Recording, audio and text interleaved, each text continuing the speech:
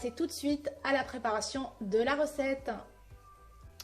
Alors, pour le poisson, on a besoin de 4 pavés de saumon, des tomates cerises, persil et coriandre, une gousse d'ail haché et des épices, donc une demi-cuillère à café de cumin, curcuma, poivre noir et un petit peu de sel.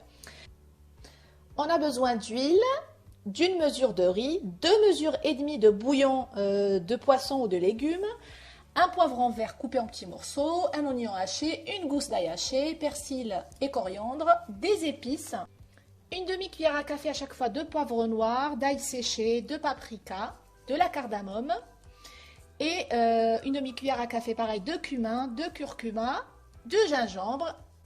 Et je commence dans un premier temps par la préparation du saumon. Donc dans un récipient, je vais mettre 2 cuillères à soupe d'huile.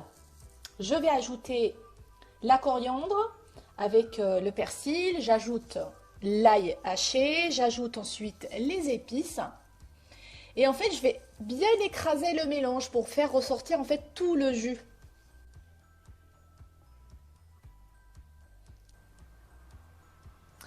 Je récupère un plateau à long four, je dispose ensuite mes pavés de saumon et je vais mettre mes tomates cerises entre chaque pavé de saumon, comme ça elles vont s'imprégner du jus de cuisson.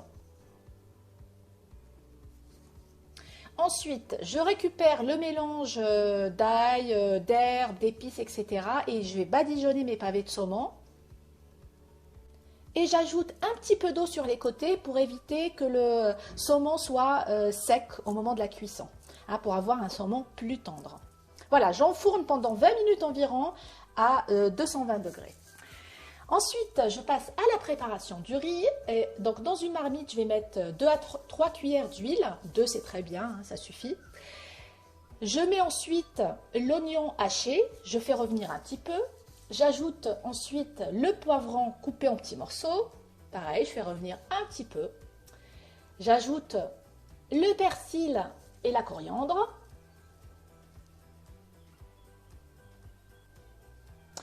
Je verse ensuite le riz sur le mélange en fait de légumes, sachant que le riz, je l'ai lavé dans un premier temps, je l'ai laissé un petit peu sécher, ça retire l'amidon et du coup on a un riz qui est moins collant à la cuisson. Voilà, ensuite je vais ajouter l'ail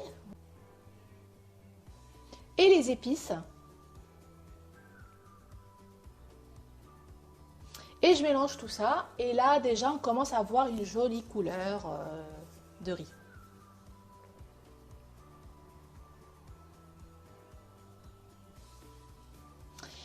Enfin, je vais verser dessus donc le bouillon.